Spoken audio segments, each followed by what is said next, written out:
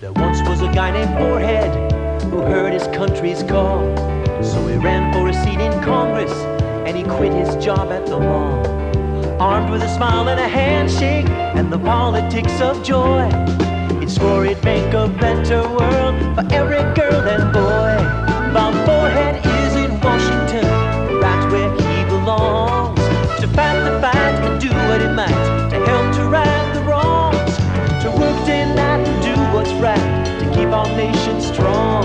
Bob Forehead is in Washington, right where he belongs. Of course there'll be a compromise or two along the way.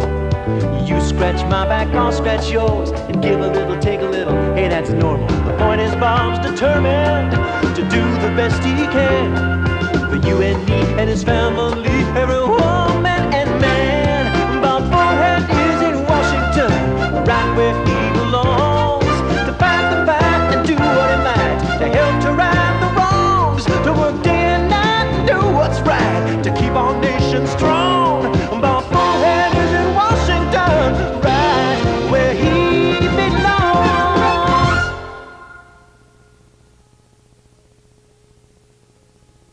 That's right. I'm calling about the 8x10s of Congressman Forehead. I thought this stuff was supposed to be goof-proof. You call this retouching? There's a mole here the size of a horsefly and a nostril hair staring me right in the face. What? Okay. Throw in those wallet-sized snapshots of me and we'll call it even. Bye. Yeah, morning, Tom. Your publicity shots came in. I want you to carry these with you at all times. Quick and easy photo, the best. Hey, what's this thing on my neck, Tom? A boil? Oh, it's something on the negative. Nobody's going to notice. Good morning, Congressman. Morning, Laura. Gee, Laura, I was just trying to look at these photos. Security, sir. The president is on his way to the building. Really? The president of the United States? On his way here to the Sam Rhubarb building at this very minute? I apologize for minimizing it. Did you hear that, Tom? The president's coming here. I know. Let's see if I can drum up some publicity. Mr. Mimmelman, this is not a media event. It is a surprise visit. Security is paramount. Well, I just want a picture of us shaking hands with the prez, okay?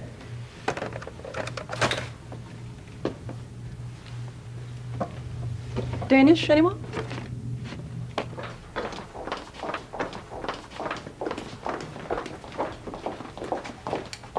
Out of the way. Back. Back. Oh, here he comes. Act natural.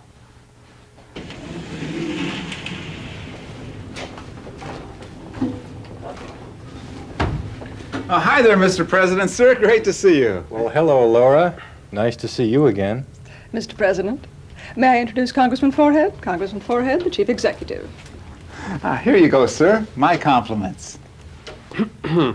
Introduce me.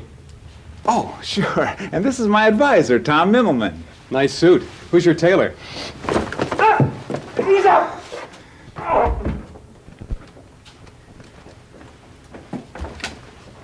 His name is actually Forehead?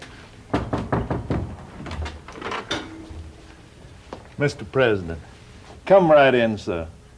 Have a glass of sun tea. Yeah. Oh, hiya, Bunk.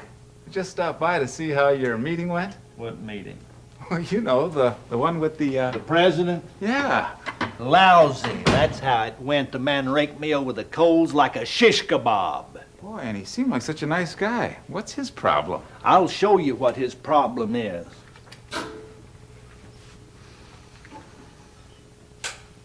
I do so love visual aids. This, Bob, is a model of a superhighway running through northern Tennessee. 400 miles of gorgeous asphalt running in either direction, just waiting to be connected by a lousy 2-mile bypass around that hick town. Hey, Muntnerville. That's you. Yeah, that's right, Bob. This is my hometown. 6 generations of Muntners just waiting for that bypass to be built so they can have a little peace and quiet. So what's the problem? We'll get a bunch of guys together, do it on a weekend. Can't do a damn thing, Bob. Not till the Highway Appropriations Committee releases those funds. Well, how long is that going to take? So far, it's taken 15 years. Whew, that is pokey. Yo! You sent for me, Mutner? Damn right I called for you. What the hell is going on down there? I want those funds approved yesterday. Bunky, I can't get that committee to approve lunch. They won't budge. I've tried everything. You tried pleading? And begging. How about threats? And bribery. You'll have to try something else then, won't you? How does resignation strike you? Well, resigning from the committee's not the answer. I'm not resigning from the committee, Bunky. I'm resigning from Congress.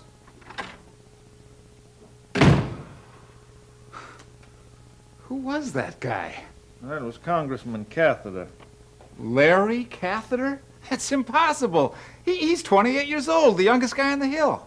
It's a tough committee, Bob. Now what do I do? Beats me. I don't know that much about politics. You know, the guy who got this thing off the dime would sure get a pat on the back from the commander-in-chief. Well, I'd sure be willing to try. Hey, put me on the committee, Bunky. I'm sure it's just a little matter of communication. Oh, well, if you're willing, Bob, be my guest, Mr. Chairman. Chairman of the Rural Highway Appropriations Committee? Bob, get that bypass finished, and we'll call it the forehead bypass. Yes, sir.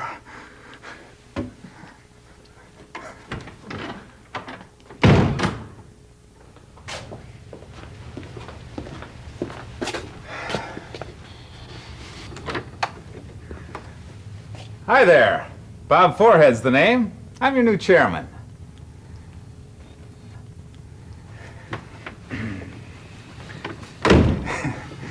Well, I've never appropriated anything before, so you may have to bear with me. You must be Congressman Spittle. Slight hearing problem, apparently. And you must be Representative Rhombus. Or not. You know, it's kind of stuffy in here. What do you say we open a window and let in a little fresh air? Let the sun shine in, let the sun shine in, let the sun shine in. Okay. The Rural Highways Appropriations Committee is now in session. Feel free to jump in any time. Anybody. Okay. Tell me, would I be out of line in wondering just what it'll take to get you two guys to talk? Congressman Rhombus would have to admit he's a senile old fart. Tell Congressman Spittle he has the IQ of a brainless git. Well, there you go. You see what a little communication? Say, have either of you ever heard the story of Woo Woo and Chuff Chuff? It's in the Philip the Frog series, Volume 3. No? Well, once upon a time, there were... They all start that way. There were two choo-choo trains named Woo Woo and Chuff Chuff. And one day, Woo Woo and Chuff Chuff wind up nose to nose on the same track. Get out of my way, you're blocking the line, says Chuff Chuff. And Woo Woo comes back with, you better get back, this line is mine. Well, by now, all the passengers have gathered around, and I can't remember what they said exactly. It was something like, hey, Margaret, we gotta get to Philadelphia. Well, anyway, to make the long story short, the passengers offer to build a siding so that one train can get past the other. But the two trains, they don't go for it. So what happened? Huh? Oh, well, passengers all get bored and left the two trains to sit there and rust. My kids didn't go for it either. Are you trying to tell us we're a couple of rusted out old locomotives? Yeah, and who are you calling Chuff Chuff? Him. I see you more as the woo-woo type. Say, I got an idea. Now, Congressman Spittle, you just stand right up here. Come on. That's it. All right. And Congressman Rhombus, you get up here too. Come on. Atta boy. All right. Now, pretend that I have just built a siding. And Congressman Rhombus, let's just ease on over onto the siding here. That's it. And Congressman Spittle, you take a couple of steps forward. 1, 2. And Congressman Rhombus, let's ease on back onto the track. Well, there we go. Now, that wasn't so bad, was it? Rhombus, we're getting old. We are a couple of rusted-out hulks. Yeah. Maybe we ought to finish that damn road. Chuff, chuff. Sounds good. Woo-woo. Hiya, Bunky. Hello, Bob. Looks like you managed to jolly things up quite nicely. Oh, Bunky, we are going to have those funds approved in no time. Hello, Leon. Hi, Bunky. Hi, you. Bob, you know it's getting on toward lunchtime. Why don't you run out and get us some sandwiches? Me? Run out for sandwiches? Well, you're the chairman, aren't you? Oh, right. Back in a flash. Hugh, he's priceless. Best chairman we ever had. Ooh, it's drafty in here. Bright, too. Yeah, that's better. I want to thank you men for working together after all these years. It takes a big man to forgive someone who in a Times interview called you, and I quote, a growth on the hindquarters of history. I didn't see that. Come by the office sometime. I saved the clipping. Congressman, I'd like to thank you for your cooperation, too. Well, I know I'd find it hard to cozy up to a man who was seen dancing with my wife just last Thursday. what? That's impossible. Well, you can't even see her face. You want to see the file of the private dick who followed her?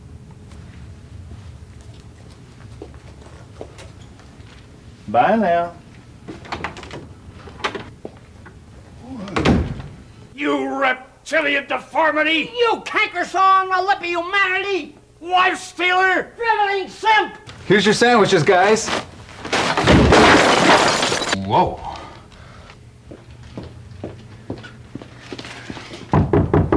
One minute. Yes? Bunky, your scrambled egg sandwich? Thank you, Bob. I'd invite you in, but I'm in the middle of a meeting with a lobbyist from the perfume industry, if you get my drift. Afraid I don't, Bunk. I'm busy. Is that clear enough for you? Wait a minute, Bunky. Do you have any idea what happened to Spittle and Rhombus? I just brought their sandwiches back. They're practically trying to kill each other. Bob, I made you chairman because I thought you could handle it, not run to me with every jot and tittle. Okay? Okay, I'm sorry, Bunky.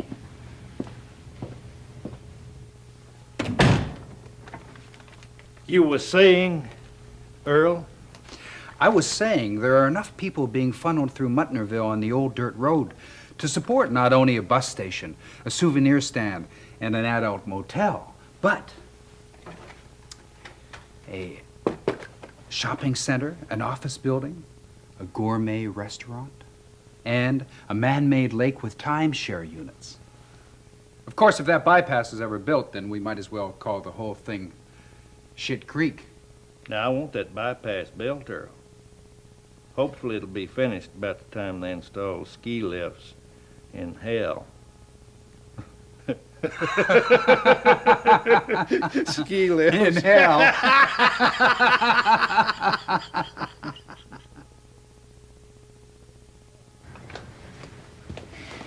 How's the barbecue sauce coming, honey? Well, I made it just like you said, a cup of chutney and a dash of fennel. Ginger, I told you. First the fennel, then the chutney. Well, sweetheart, I don't think it makes a great deal of difference. Only all the difference in the world, Ginger. Inviting Spittle and Rhombus over is a last-ditch desperation ploy to save my career. Lighten up, Bob. I mean, everything is going to be fine. I am at my wit's end, Ginger. Every day I march into that committee room and I discuss how important it is that we finish Bunky's bypass. Of course, I'm the only one talking, so it sort of echoes. Bypass, pass, pass. Dad, the croquet is all set up. There's a dog leg to the left to avoid the swamp. Oh, I must have overwatered. Oh, thanks, kids. What's the point of this charade anyway? This is no charade, Sally. This is politics. Oh, vive la différence. Oh, great. Yeah, make all the fun you want. But there's only two things that both these congressmen like. One is croquet, the other is barbecued ribs with barbecue sauce in which the fennel goes in before the chutney. And these are the crotchety old geezers I'm missing the Thompson twins concert for. Sally, sweetheart, these men have hated each other since 1952. Either one of them could have been president. Unfortunately, they split the vote, so Adlai Stevenson wound up with the nomination. Why don't we just invite him? He's dead. He wouldn't mind if the chutney went in before the fennel. And what are you looking at, Bob? Nothing. But, well, a few gray hairs, no biggie. Really? And I wouldn't worry about those new wrinkles either. You know, a tuck here, a lift there. No one will ever know the diff. Well, here goes. Oh, Ginger, I've got this nagging feeling I should have told Spittle that Rhombus was coming. You mean he doesn't know? Nope, nor Rhombus Spittle. Well, they never would have agreed to come otherwise. Oh, Bob. Is anybody going to answer the door, for Christ's sake? Not me. No, thank you. Coming! Bob, it's not too late to tell them. Come on, kids. Congressman Spittle, come right in. Forehead, I only have so many hours left on this miserable planet. You think I want to spend them on your stoop? Sorry about that. Say, I'd like you to meet my wife, Ginger. You know, the woman behind the man and all that. How do you do, Congressman Spittle? Not bad. And these are my kids, Sally and Bob Jr. Yeah. Where's the food? Oh, coming right up, Leon. Now, what do you say we go outside and start up the old coals? Better than hanging around this miserable dump. Sally, Robert, why don't you two go outside and help entertain Congressman Spittle? Gee, can I help set the table? Yeah, I could go for some menial household task right about now. Oh, this has got to work. It's just got to. Bob, you're eating straight chutney. Yea, though I walk through the valley of the shadow of death. Why don't I just get it? Hello there. You must be Congressman Rhombus. Who are you? I'm Ginger Forehead. Do come in. Hey, Ted, welcome to the old humble abode. Thanks. What's that smell? Barbecue sauce, special recipe. Needs more fennel. See? Say, Ted, I'd like you to meet my daughter, Sally. Sally, this is Congressman Theodore Rhombus. Thrilled. And this is my son, Bob Jr. Tough break about Adlai. The coals went out. You should have bought matchlight. You? Spittle. What are you doing here, you aptly named son? No, not in front of the kids. Say, how about a little croquet while the barbecued ribs are basting in the fennel chutney sauce? Did you say croquet? There isn't a man alive who could stay with me on the wickets. Oh, well, you just put your money where your mouth is. I'd be glad to. Say, Bob, why don't you show our guests outside and let them check out the course? Codgers, ho! I'll tell you what, how about $50 a wicket? Anytime you say. All righty, I'll come tell on, you. put up your I'll $50. show you how to play. How they doing out there, Sally? I can't bear to watch. Well, they're walking the course now. Ups, Rhombus just stepped in the wet part. Oh. Spittle's laughing. Now, how do they seem to you, Bob? Oh, vicious. My kind of people. They're choosing their croquet balls. Rhombus took the blue one and Spittle took the green. Yeah, they look like they're having a good time. They're either smiling or they have dyspepsia. Did you hear that, Ginger? They're having fun. I think it's working. Put up the piñata. Uh-oh, seems to be a slight disagreement. Yeah, Spittle just hit Rhombus with his mallet. What? Well, he's all right. He's just stunned. Now Rhombus is chasing Spittle with his mallet. Ooh, nice swing. God! They're beating the tar out of each other.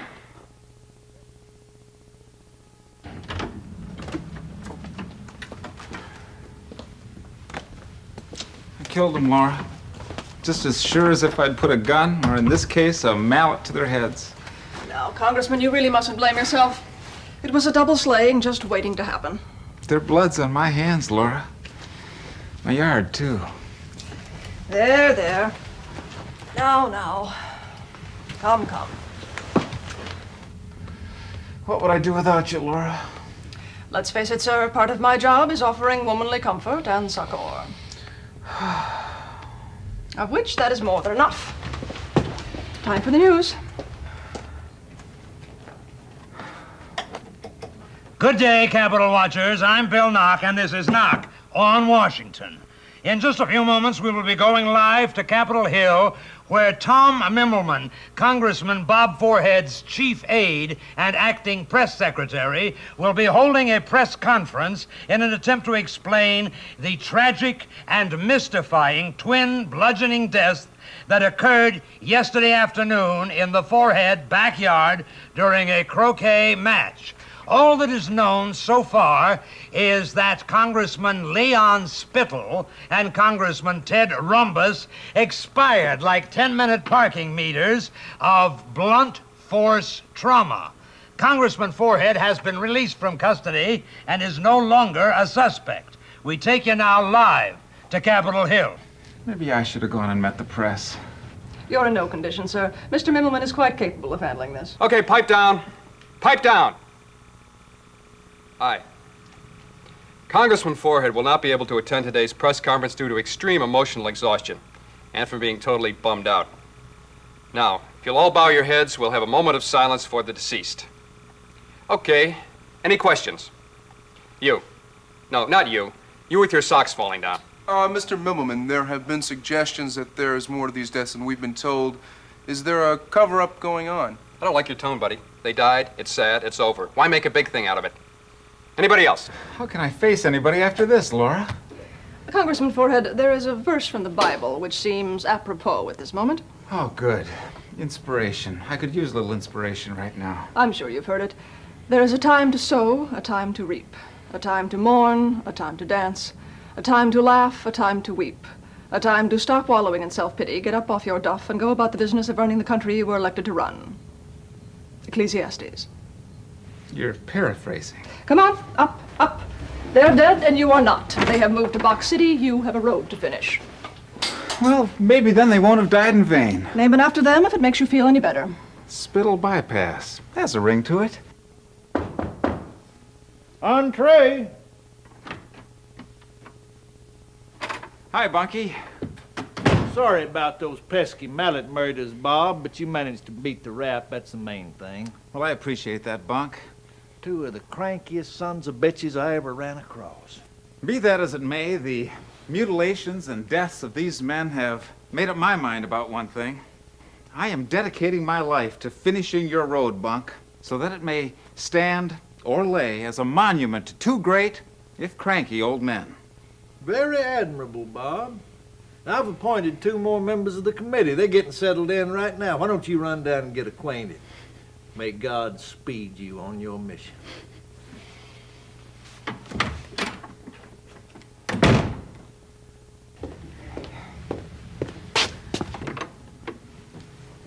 Congressman Lerdman?